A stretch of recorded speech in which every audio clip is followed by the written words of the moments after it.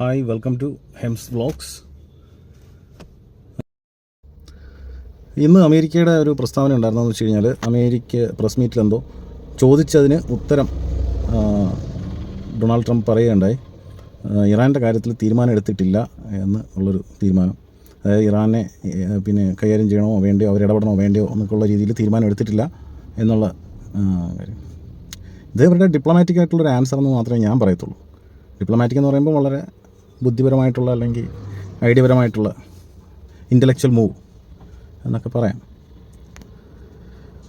അവിടെ മറു സൈഡിൽ അവർ നാറ്റോ സഖ്യവും അമേരിക്കയും ഈ രാജ്യങ്ങളെല്ലാം കൂടെ കോൺസ്പിറസി ഗൂഢാലോചന നടത്തിക്കൊണ്ടിരിക്കുകയായിരിക്കും, ഇത് ഏത് രീതിയിൽ തീർക്കാം എന്നുള്ള രീതിയിൽ.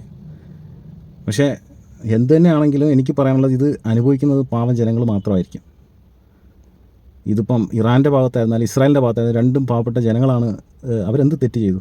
അവരാണ് ഇതിനകത്ത് എൻ്റെ നേതാക്കൾ കാണിക്കുന്ന ഈ പ്രശ്നങ്ങൾക്ക് അനുഭവിക്കേണ്ടി വരുന്ന ഈ രണ്ട് രാജ്യങ്ങളുടെയും പാവപ്പെട്ട ജനങ്ങൾ മാത്രമാണ്.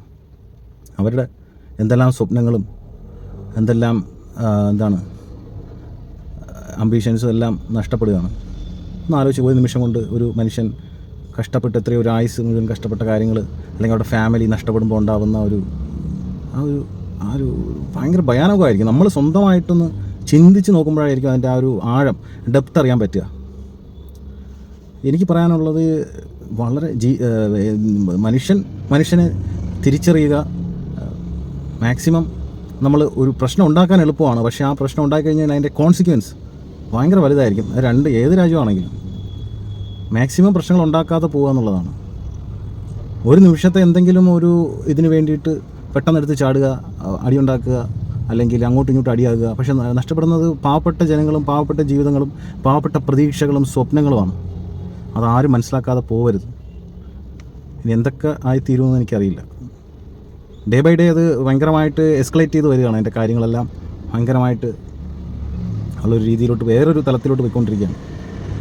ദൈവത്തിനോട് പ്രാർത്ഥിക്കുകയാണ്. ഒന്നും പാടില്ലാത്തൊന്നും സംഭവിക്കരുതെന്ന് ദൈവത്തിനോട് പ്രാർത്ഥിക്കുകയാണ്. അരുതാത്തൊന്നും നടക്കരുതെന്ന് ദൈവത്തിനോട് പ്രാർത്ഥിക്കുകയാണ്.